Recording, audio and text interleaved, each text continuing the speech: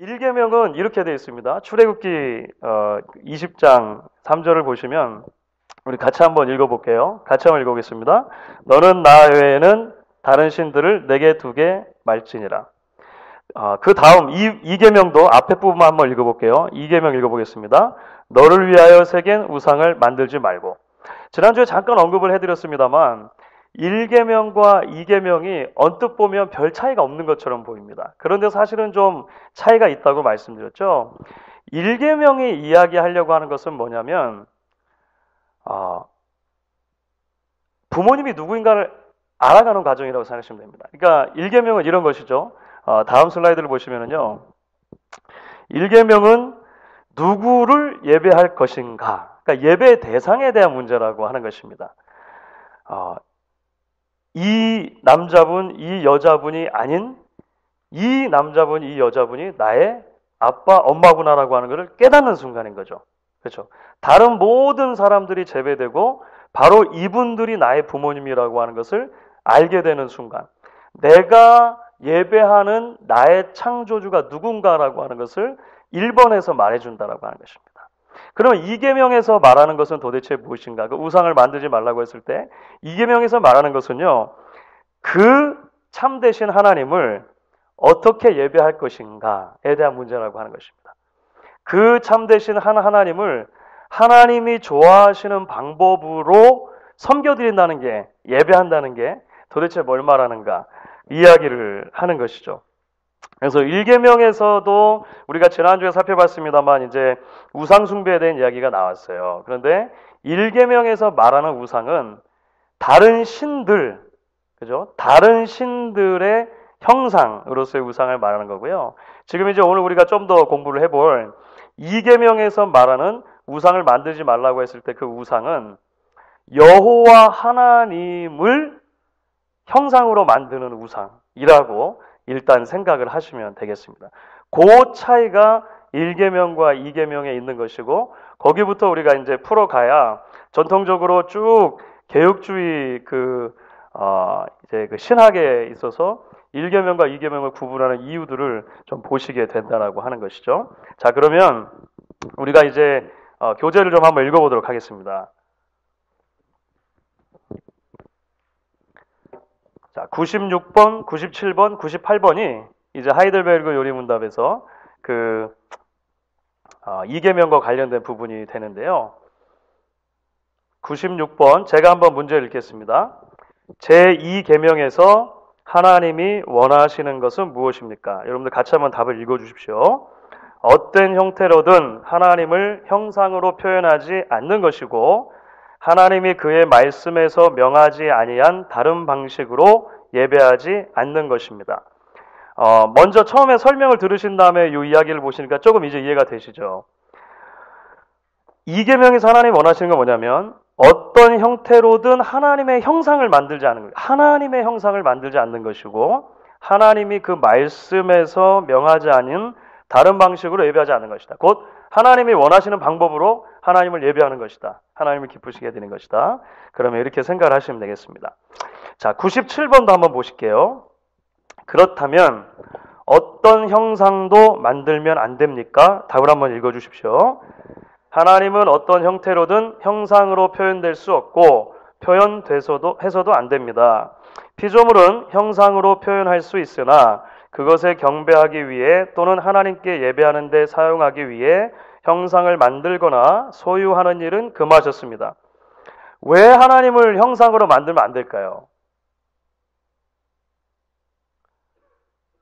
왜 하나님을 어떤 하나의 형상으로, 그러니까 거의 모든 종교에서는 신이라고 하는 개념이 있으면 그 신을 형상으로 만들어 놓고 섬기게 되죠. 그게 어떤 형상이든지 간에 우리가 알아볼 수 있는 동물이나 자연 세계에 있는 형상이든 아니면 좀 추상적이든 간에 하여간 형상을 만들어 놓고 되게 섬기게 되어 있습니다. 하나님은 형상으로 만드는 것을 굉장히 싫어하셨어요. 좀 이따 더 설명을 하겠습니다만, 1차적으로 왜 하나님께서는 형상으로 만들어지는 것을 원하지 않으셨을까요?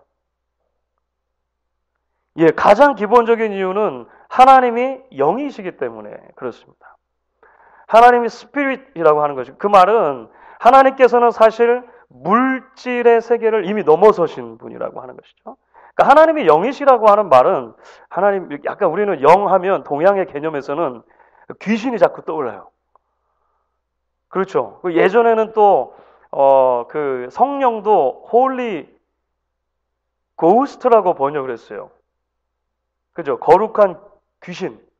이게 자꾸 좀 그러니까 영향 자체가 이제 우리 약간 동양적인 개념에서는 이렇게 귀신 하면은 그 있잖아요. 발이 둥둥 떠당기고 머리를 풀어헤치고 막 이렇게 생각이 드는데 하나님이 영이시라고 하는 말은 하나님이 귀신이다 이런 의미라기보다 하나님께서 이미 물질의 세계를 넘어서신 왜냐 물질 세계 밖에서 물질 세계를 다 창조하시고 그것을 통치하시기 때문에 우리의 쉬운 말로 풀면 이런 것이죠. 하나님은 무한하신 것입니다. 제한이 없으신 거예요. 하나님은 완전하게 자유로우신 것입니다. 그렇죠? 하나님 완전히 자유로워요. 하나님은 완전히 영원하신 거예요. 그런데 이것이 어떤 형상으로 만들어지는 순간 하나님의 그런 무한하심과 자유로우심과 영원하심이 제한되게 되겠죠. 이거 하나님 굉장히 그걸 싫어하셨습니다. 일단 97번이 그런 의미에서 우리에게 형상을 만들지 말라고 말한다. 일단 이해를 하시고 또 넘어가 보도록 하겠습니다. 98번 문제입니다. 그렇다면 교회에서는 평신도를 위한 책으로 형상들을 허용해서 안 됩니까? 이게 무슨 말이냐면요. 좀 이제 시대적인 배경에 대한 이해가 필요한데요. 평신도를 위한 책, 이게 무슨 말이냐면 중세 시대의 캐톨릭을 일단 배경으로 종교개혁이 일어난 다음에 그 상황 속에서 이런 이야기가 나온 것입니다. 자, 중세 시대까지만 하더라도요. 성경책을 읽을 수 있는 사람들이 아주 제한적이었습니다. 왜 그랬을까요? 물론 1차적으로 문맹률이 높았는데 문맹률이 높은 데다가 성경 자체가 어떤 언어로만 번역이 되어 있었냐면 라틴어라고 하는 당시 중세의 공용 언어로 번역이 되어 있었습니다. 그러니까 유럽 전체가 다 그런 거예요. 유럽 전체가 라틴어라고 하는 좀 어려운 언어로 되어 있었단 말이죠. 그러니까 특별히 목회자들이죠. 사제 계급들이 라틴어를 공부하고 그래서 사제 계급들에게만 성경이 거의 전유물이 되어졌습니다. 그러니까 사제들만 성경을 읽을 수 있고 성경을 강론할 수 있고 그러니까 사실은 무슨 말을 해도 상관이 없는 거예요. 왜? 아무도 모르니까. 여기에 무슨 말이 진짜 쓰였는지 성도들 모르는 거예요. 그래서 이제 중세 때 여러분들 보시면 교회당이 아주 아름답게 꾸며지기 시작합니다. 중세를 지나오면서. 그리고 교회당 안에 여러 미술 작품들이 막 들어와요. 서양 미술의 발달사를 볼 때 그 교회라고 하는 그 크리스텐덤이라고 하는 종교를 빼놓고 생각하기 좀 힘듭니다. 왜냐하면 그 굉장히 밀접하게 관계되어 있는 것입니다.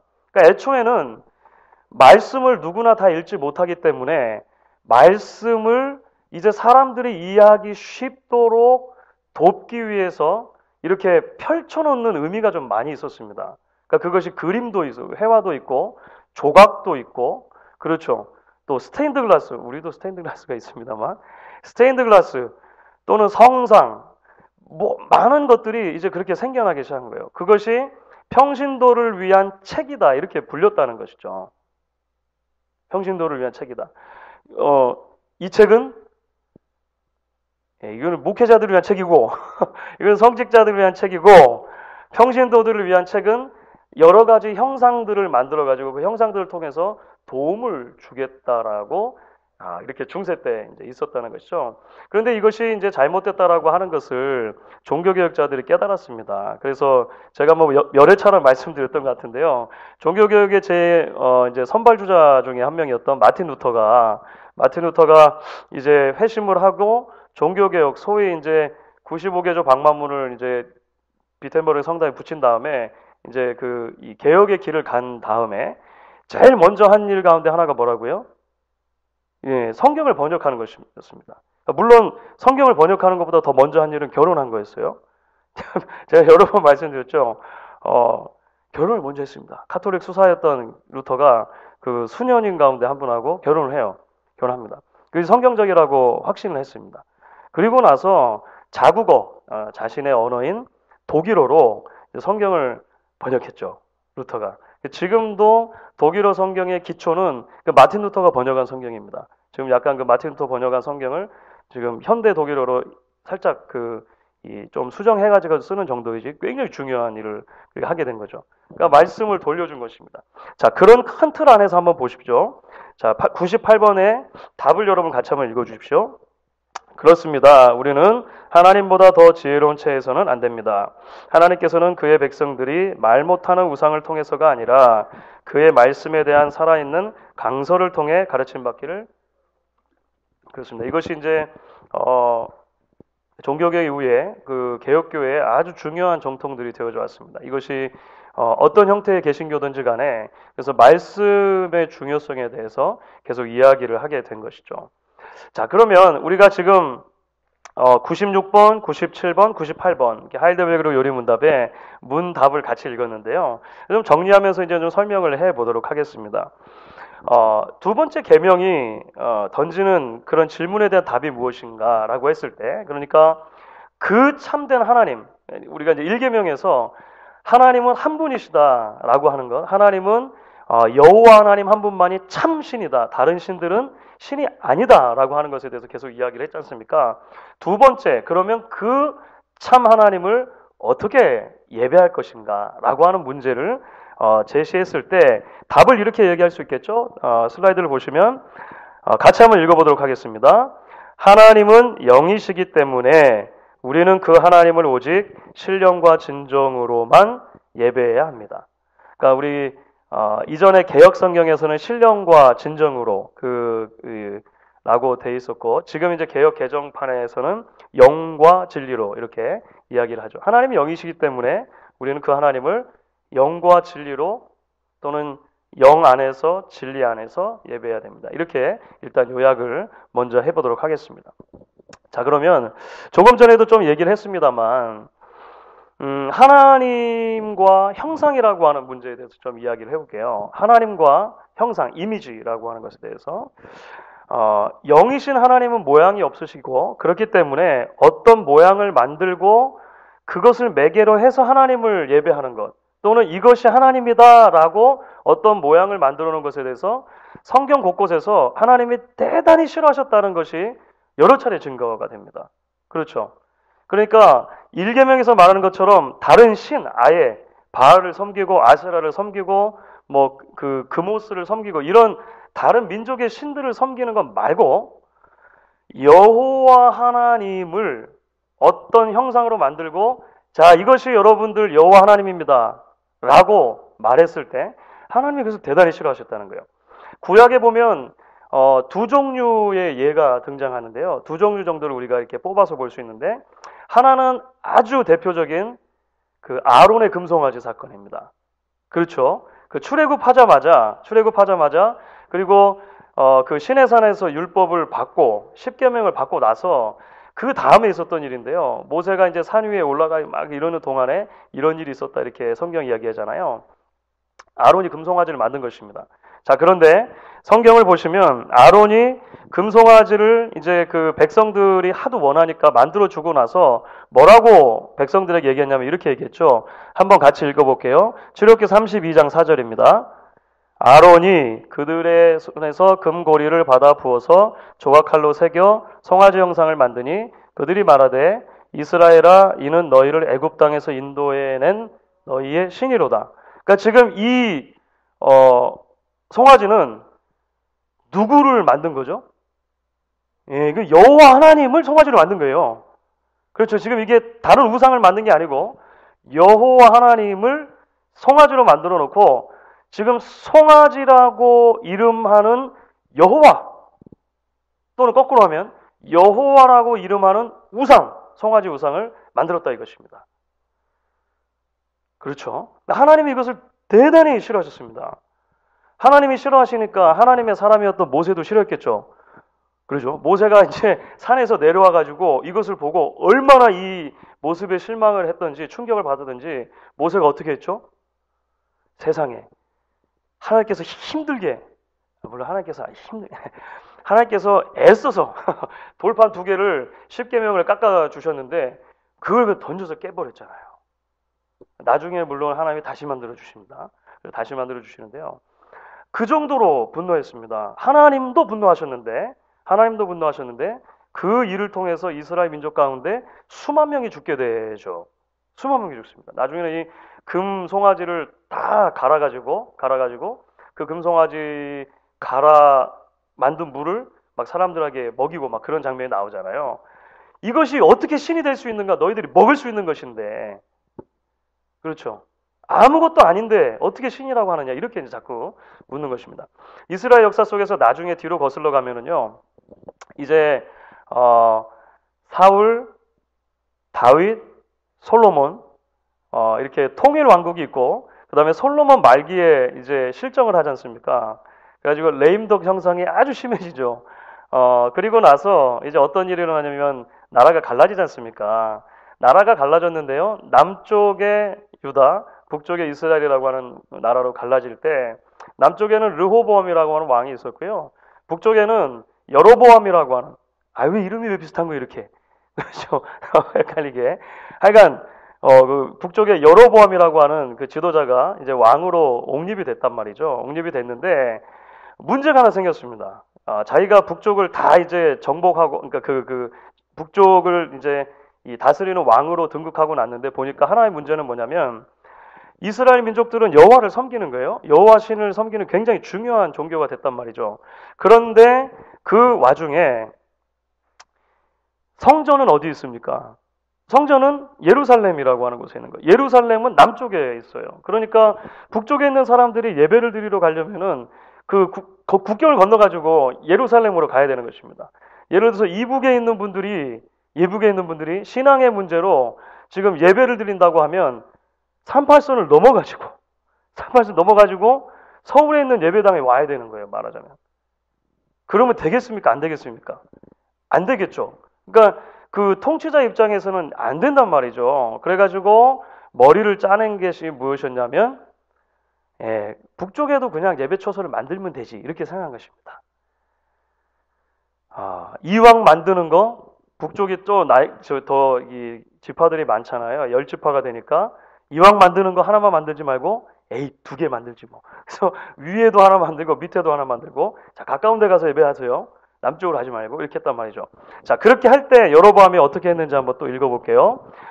열왕기상 12장 28절 29절입니다. 같이 한번 읽어보겠습니다.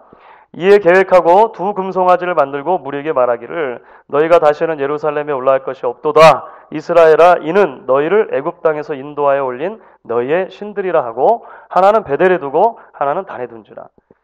지금 뭘 만든 거죠? 여호와를 만든 거예요. 송아지를 만들었는데 그 송아지는 다른 신이 아니고 여호와 하나님을 신으로 만든 것입니다. 이것이 하나님 앞에 아주 중대한 범죄였죠. 그래서 그 이후로는 북왕국 이스라엘의 왕들을 평가할 때 열왕기서를 여러분 보시면은요 누구의 죄를 따라 죄를 졌다고요? 여로보암의 뒤를 따라 죄를 졌다. 그러니까 여로보암이 죄하면 이렇게 딱 기준이 된 것입니다. 기준 했을 때 기준이 돼가지고요 여로보암처럼 하면 다 죄인 이렇게 된 것입니다. 자 여러분 그러면 왜 하필이면 송아지였을까요? 이상하죠. 처음에도 송아지였죠. 출애굽 때도 송아지였고 나중에 여로보암 때도 보니까 송아지입니다. 왜 송아지였을까요? 송아지가 주변에 있는 그 국가들의 종교 가운데 아주 익숙한 그 형상, 신의 형상 중에 하나이기 때문이었습니다. 출애굽한 이스라엘 사람들은 지금 방금 어디서 나왔죠? 애굽에서 나왔죠. 이집트에서 나왔습니다. 이집트에 보시면은요 이런 신이 있어요. 요것은 사마리아 쪽에서 발견된 송아지입니다. 일단 요것은 그러니까 이스라엘 땅에서 발굴된 송아지예요. 그러니까 우리가 이 여로보암이 송아지를 세웠다고 했을 때 요런 모양을 생각하시면 됩니다. 이거는 이 발굴이 고고학적으로 된 것입니다. 이것은 이제 사마리아 쪽에서. 이집트에도 비슷한 모양이 있는데 그 다음 사진인데요. 이집트에는 이렇게 생겼습니다. 이집트 벽화에도 있고 송아지죠. 그렇죠? 이건 이제 이름도 있습니다. 아피스라고 하는 신이에요. 송아지 아피스는 그 나일강 주변의 멤피스라고 하는 지역에 그 아주 중요한 그 농경의 신으로 추앙을 받았습니다. 실제로 이집트 사람들은 실제 소도 골랐어요. 실제 소도. 그러니까 이렇게 형상도 만들고 실제 아피스 소를 선출을 했습니다. 그러니까 그 소 중에 특별한 문양이 있는 소가 있어요. 색깔이 검고 이마에 이렇게 그 삼각형의 그런 그 모양이 있는 그런 잘생긴 소 있잖아요. 이 소는 아피스 시인의 현신이다 이렇게 말하고 그 소를 신전에다가 앉혀놓고 그 소를 실제로 섬기고 했단 말이죠. 근데 소가 나이가 들면 죽겠죠. 그렇죠. 그럼 어떻게 하면 됩니까? 또 똑같은 소를 고르는 거죠. 그래가지고 이것은 그 이전 아피스 소신의 환생이다 이렇게 한 겁니다. 그러니까 달라이 라마하고 아주 비슷하죠. 개념이 그죠? 이게 그 환생하는 개념이 비슷하죠. 하여간 그렇게 섬겼어요. 그래서 다른 사진을 보시면 이거는 부조였고 이런 것도 많이 발굴이 되는 거죠. 이렇게. 그래서 이제 그 머리 위에 꼭 왕관처럼 쓴 것 같은 것은요. 그 태양입니다. 태양. 그래서 이제 그 아피스 신과 태양 신을 섬기는 것이 계속 이렇게 같이 연합이 돼 가지고요. 그러니까 그 출애굽한 이스라엘 사람들의 개념으로 볼 때는요. 신의 모습을 생각할 때 이 송아지 모습이 너무 이렇게 익숙하게 머리에 남아 있는 것입니다. 금방 머리에 떠오르는 거예요. 금방 머리에 떠오르는 것이죠. 애굽 사람들, 이집트 사람들만 송아지 신을 섬겼는가? 그런 건 아닙니다. 가나안 땅에 있는 사람들, 가나안 사람들도 송아지 신을 만들었습니다. 가나안 지역에서 발견된 송아지 신은 뭐 이런 거예요. 그 다음 사진 보시면 이것은 이제 가나안 땅에 특별히 그 해변 지역에 그 블레셋 사람들이 있었던 지역이 있거든요. 블레셋 사람들이 살았던 지역에서 발굴된 송아지입니다. 아주 비슷하죠. 그러면 가나안 사람들에게 이 송아지는 어떤 신을 대표할까요? 어떤 신을 말할까요? 가나안 사람들에게 송아지는 바알입니다. 바알. 물론 바알의 형상으로 된 것도 있지만 송아지도 바알의 현현으로 봤어요. 그러니까 이게 너무 익숙했던 것이죠. 이스라엘 사람들이 하나님의 율법에서 하나님을 예배하는 방법에서 이제 벗어나기 시작했을 때 그들이 한 행동은 뭐냐면요. 자기들에게 가장 익숙한 모양으로 하나님을 제한하는 것이었습니다. 그죠? 자기들에게 가장 익숙했던 것, 자기들에게 가장 편했던 것으로 이제 딱 만들어 놓고 이것이 바로 여호와다 이렇게 섬겼다라고 하는 것이죠. 우리에게도 이제 그런 그 위험들이 늘 있는 것이죠. 하나님이 원하시는 방법으로 우리가 하나님을 예배해야 할 것인데 하나님의 말씀에서 우리가 차차 벗어나게 될 때 가장 먼저 일어나는 현상이 뭐냐면 나에게 익숙한 것이 곧 절대적인 신앙인 것처럼 생각이 되는 것입니다. 나에게 편한 것이 절대적인 신앙인 것으로 기준으로 자꾸 생각이 되는 거예요. 그래서 여호와라 이름하는 이상한 괴물 같은 신을 자꾸 우리 삶 가운데 만들어내는 것입니다. 우리는 이것이 하나님이라고 하는 거예요. 그런데 실제로 성경이 말하는 하나님에서 많이 벗어난 경우가 있을 수 있다는 것이죠. 이 대단히 위험한 신앙이다라고 성경이 우리에게 이제 경고를 하는 것이겠죠. 자, 우리가 형상을 생각하면 이제 이런 것과 더불어서 하나님의 형상이라고 하는 개념을 생각할 때 빼놓을 수 없는 하나의 개념이 있습니다. 그것은 이제 이번 주부터 3월 달부터 이제 저희가 큐티집 묵상하실 때 지금 이제 창세기 묵상하고 계시죠. 창세기를 다시 묵상했는데 이제 재밌는 창세기 이야기가 계속 진행이 되니까 아마 앞으로 또 우리 묵상하면서 재밌는 그 말씀들을 많이 나눌 수 있을 것 같습니다. 창세기를 우리가 열 때 창조 이야기에서 아주 중요하게 등장하는 개념이 있습니다. 특별히 만물을 다 창조하신 다음에 사람을 창조하셨을 때 사람을 창조하신 것은 다른 모든 피조물을 창조하신 것과 구분되는 방법으로 창조를 하셨어요. 그렇죠. 거기서 등장하는 개념이 하나님의 형상이라고 하는 개념이 있습니다. 그렇죠. 자, 그러면 그 부분을 한번 또 읽어볼 텐데요. 창세기 1장 26절, 27절 우리 같이 한번 읽어보겠습니다.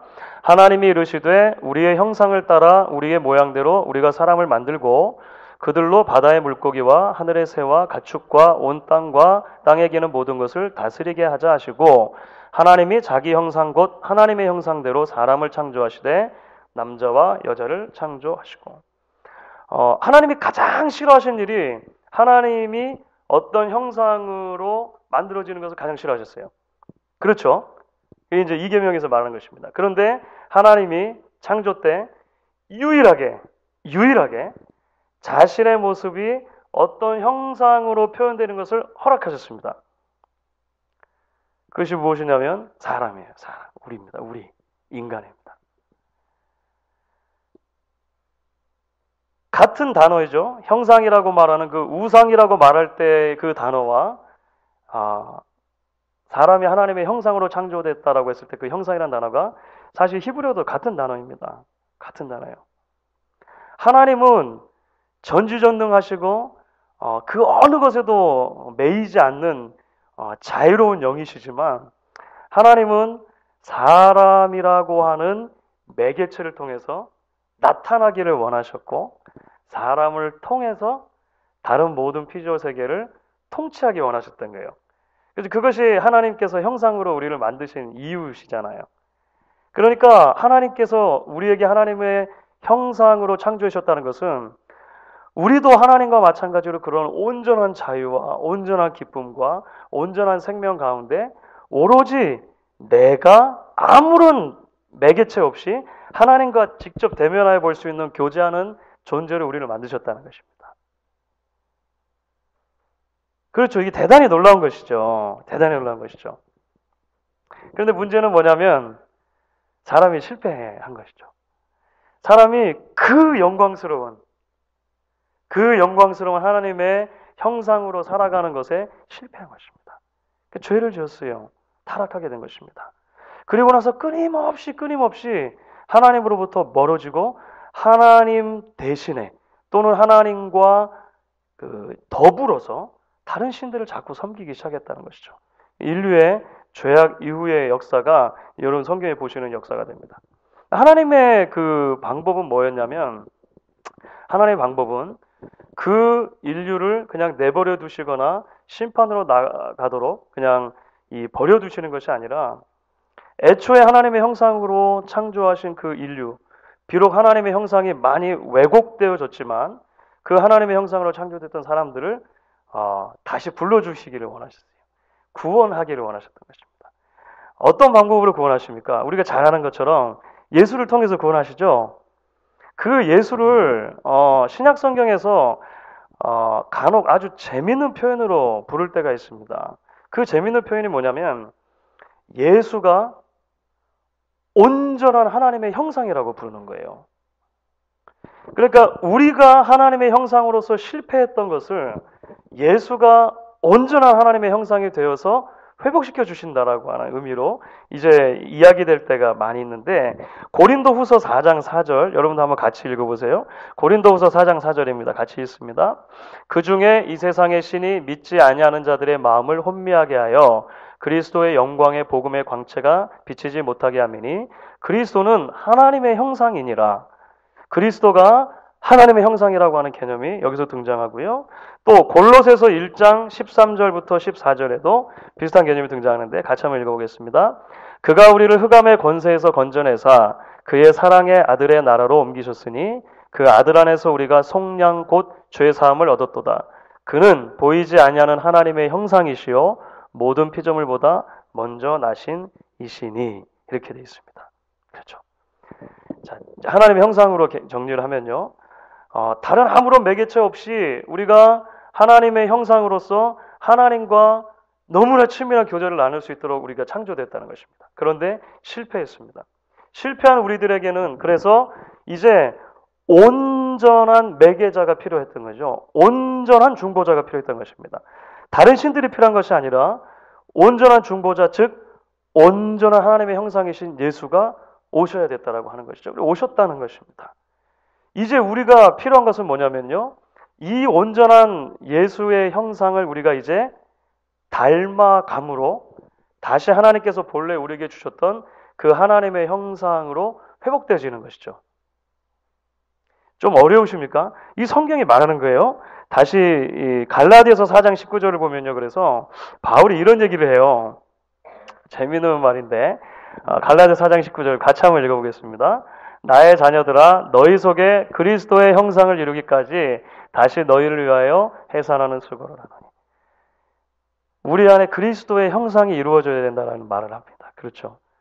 그 그리스도는 하나님의 온전한 형상이시고 우리가 그래서 그 그리스도의 형상을 닮아가게 될 때, 다시 말하면 예수를 통해서 하나님께 나아가게 될 때 하나님이 기뻐하시는 온전한 예배의 자리로 나아갈 수 있는 것이다. 이렇게 성경이 정리를 한다라고 하는 것이죠.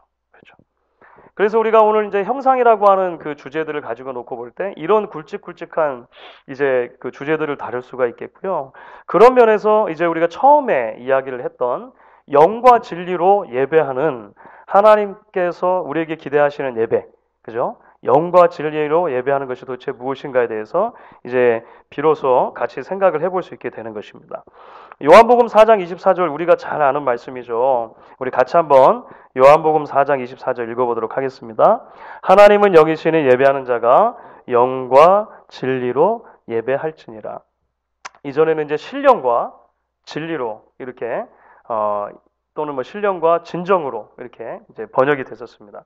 이 부분에 대해서 이제 사실 이제 번역을 어떻게 할 것인가를 놓고 많은 그 이제 의견들이 있었던 것은 맞습니다. 그런데 이제 보통 그 영과 진리라고 하는 것을 설명할 때 영은 성령을 말하고 진리는 진리 되신 예수 그리스도를 말한다라고 보는 것이 이제 복음주의 또는 개혁주의의 일반적인 견해가 되겠습니다. 그러니까 성경 안에서 이 스피릿이라고 하는 단어가 사용될 때, 또 진리라고 하는 단어가 사용될 때, 특별히 복음서를 배경으로 했을 때, 특별히 그 안에서도 요한복음을 전체를 놓고 봤을 때 가장 많이 사용된 부분이 영은 성령을 말할 때 사용이 되어지고 진리는 곧 진리이신 예수 그리스도, 내가 길이요 진리요 생명이니, 요한복음에 나오는 말씀이죠. 이렇게 이제 우리가 연결을 하게 되는 것입니다. 우리가 이렇게 아마 도표를 그려볼 수 있을 것 같아요. 그래서요. 예배는 이렇게 드리는 것입니다라고 했을 때 우리가 이 삼각형을 생각할 수 있을 것 같습니다. 그러면서 이 삼각형의 세 꼭지점에 성부, 성자, 성령, 우리 삼위일체 하나님을 우리가 넣어볼 수가 있겠죠. 예배는 누구에게 드리는 것입니까? 하나님께 드리는 것입니다. 예배 대상이 분명한 것입니다. 그래서 사실 1계명에서 다뤘던 거예요. 그런데 2계명에서 다루는 것은 뭐냐면 그 하나님께 어떻게 예배할 것인가. 오직 하나님이 우리에게 말씀하신 것은 성령 하나님 안에서 성자 예수 그리스도를 통해서 안에서 예배해야 된다라고 가르쳐 줬습니다. 그렇죠. 성령 안에서 예배한다는 것은 무엇을 의미할까요? 물론 이제 여기에 대해서 여러 의견이 있을 수 있고 우리가 이제 많은 대화를 나눌 수 있을 것 같아요. 성령 안에서라고 했을 때 무엇보다도 자유함과 친밀함과 그렇죠. 우리의 마음, 하나님을 향한 정성된 마음, 그 성령을 통해서 하나님께 나아가는 이런 부분들을 분명히 이야기할 수 있을 것 같아요. 동시에 예수 그리스도를 통해서 진리 안에서 예배한다라고 했을 때 그것은 진리, 하나님이 명령하신 법대로 하나님을 예배한다라고 하는 부분 또는 말씀의 중요성, 그러니까 예수님께서 이제 육화된 말씀으로 오신 것이니까 말씀의 중요성에 대해서 이야기할 수 있을 것이고 또 내용, 마음과 더불어서 형식, 하나님을 어떤 형식으로 예배할 것인가라고 하는 예배의 전체적인 형식 이런 것들도 같이 이야기가 될 수 있을 것 같습니다. 이 부분은 이제 이렇게 단시간에 말씀드리기는 좀 힘든 부분이 있고 또 예배학에서는 이제 역사적으로 오랜 기간에 걸쳐서 이제 이런저런 예배 형태들이 발전되었기 때문에 그 부분을 다 이야기 드릴 수는 없고 이렇게 정리를 일단 할 수 있다고 생각을 해요. 그래서 예배는 우리가 하나님 아버지께만 예배하는 것인데 성령 하나님 안에서 그리고 예수 진리이신 예수 그리스도 안에서 우리가 그 하나님을 예배하는 것입니다. 이것이 하나님이 기뻐하시는 예배입니다. 이렇게 생각을 해볼 수 있겠습니다. 그리고 그런 면에서 보면 이제 은혜 방편이 이제 우리 그 98번 문제였죠. 98번에서 그 형상들을 평신도를 위한 책으로 사용할 수 있습니까? 종교계 의회 그럴 필요가 없습니다. 그러지 않아도 됩니다. 왜냐하면 하나님의 말씀이 있고 그 말씀이 우리에게 신실하게 선포되는 것이 하나님이 우리를 세우시고 예배 자료를 이끄시는 방법이기 때문에 이렇게 말을 했는데요. 은혜 방편을 우리 그래서 개혁주의 안에서는 이렇게 나눕니다. 다음을 보시면은 은혜 방편을 나눌 때 이제 크게는 이제 말씀과 성례라고 나누기도 하고요. 성례 자체를 이제 이 말씀과 대비시켜 볼 때 이렇게 우리가 정리를 할 수 있을 것 같아요. 하나는 기록된 말씀이죠. 기록된 말씀. 그 written word라고 할 수 있습니다. 우리로 치면 이제 성경입니다. 그렇죠. 이 성경은 닫힌 성경입니다. 무슨 말이냐면 이 성경 말씀에서 또 다른 계시가 주어집니까? 주어지지 않습니까? 이거 헷갈리시면 안 돼요. 성경은 열려있지 않습니다. 그 말은 무슨 말이냐면 성경은 더 이상 여기에다가 뭘 덧붙이거나 빼도 안 된다라고 하는 거죠. 이게 이제 개혁적 성경이 아주 중요한 것입니다. 그래서 어떤 분이 갑자기 내가 하나님께 말씀을 들었는데 집사님 요즘에 그 비즈니스 때문에 고민 많이 하시죠. 하나님이 내 마음속에 말씀을 주셨는데 지금 이 자리가 하나님이 주신 자리가 맞으니까 꼭 하세요. 라고 누가 말씀하신다면 자꾸 피하십시오. 자꾸 피하시고 많이 보살펴 주시고 그분을 위해서 기도를 많이 해주셔야 돼요. 예, 맞을 수도 있고 안 맞을 수도 있지만 방법이 잘못된 것입니다. 그렇죠? 그렇게 하나님 이제 더 이상 말씀하지 않습니다. 이 말씀을 이제 신실하게 강론하고 가르치는 것을 소위 이제 설교라고 이야기할 수 있겠죠. 그래서 신실하게 하나님의 말씀에 근거해서 그 성경을 풀어 가르칠 때 그 설교 말씀은 spoken word가 됩니다. 선포되어지는 말씀이 돼요. 그러니까 개혁주의 설교론에서 이게 굉장히 중요합니다. 얼마 전에 한 이제 좀 비판적인 기독교 신문에 설교는 하나님의 말씀이 아니다. 이렇게 이제 제목을 달고 올라온 글이 하나 있었어요. 물론 일부 맞는 말입니다. 왜냐하면 설교를 사유화할 수 있거든요. 목사들이. 그렇죠. 저를 포함해서 목사들에게 가장 많이 다가오는 유혹 중에 하나가 뭐냐면요. 설교를 사유화하는 것입니다. 그러니까 내가 어떤 의도를 이루기 위한 목사에게 있는 가장 좋은 무기, 가장 좋은 방편은 사실 설교밖에 없어요. 그거 왜 뭐 크게 없잖아요. 성도들하고 이렇게 부딪힐 수 없으니까. 그래서 이제 하나님의 말씀 강단에서 이 사유하기 대단히 유혹이 많이 있습니다. 근데 그렇게 사유화한다든지 자기의 어떤 어젠다를 이루기 위한 방편으로 하나님의 말씀을 사용한다면 그것은 하나님의 말씀이라고 보기 어렵겠죠. 선포되어지는 말씀이라고 보기 어렵겠죠. 그렇죠? 선포를 했을 뿐이지 그것은 내 말인 것이죠. 사람의 말인 것이죠. 하나님의 말씀에 신실하게 근거해서 그 말씀을 신실하게 성도들의 삶에 적용하려고 하는 노력이 있을 때 우리 개혁주의와 복음주의 안에서는 그것을 선포되는 하나님의 말씀으로 받습니다. 그 부분이 굉장히 중요한 진리가 있는 것이죠. 동시에 하나님께서 우리에게 주신 또 하나의 은혜의 방편이 있습니다. 그것은 뭐냐면 보여지는 말씀이에요. 보여지는 말씀. 성례를 그래서 visible word라고 합니다. 그러니까 이 오늘날의 그 개신교 전통에 있는 교회들 안에는 특별한 그래서 어떤 모형들이 없어요. 그렇죠. 특별한 어떤 예술 작품들이 없습니다. 뭐 스테인드 글라스 가끔 이제 있기도 하고 없기도 하고 그러는데요. 그 정도이지 없습니다. 다만 하나 눈에 보이는 은혜의 장치가 있는데 성례라고 하는 것입니다. 여러분들이 성찬에 지난주에도 참여했잖아요. 성찬에 참여하실 때 우리가 눈으로 보는 실천과 교제가 되죠. 빵이 뜯어지고 잔이 올려지고 우리가 그래서 함께 나눌 때 그리스도의 몸과 피를 함께 나누는 그런 시청각의 도구로 사용이 되는 것이죠. 하나님께서 우리에게 주신 아주 귀한 방편입니다. 특히 개신교에서는 이제 그 성례라고 했을 때 성례를 세례와 성찬 두 가지만 이야기를 하죠. 캐톨릭에서는 이제 더 많았었습니다. 소위 칠성례라고 해가지고 일곱 가지 있고 동방교회, 동방정교회에서도 여전히 이제 일곱 가지 정도 성례를 지키는데요.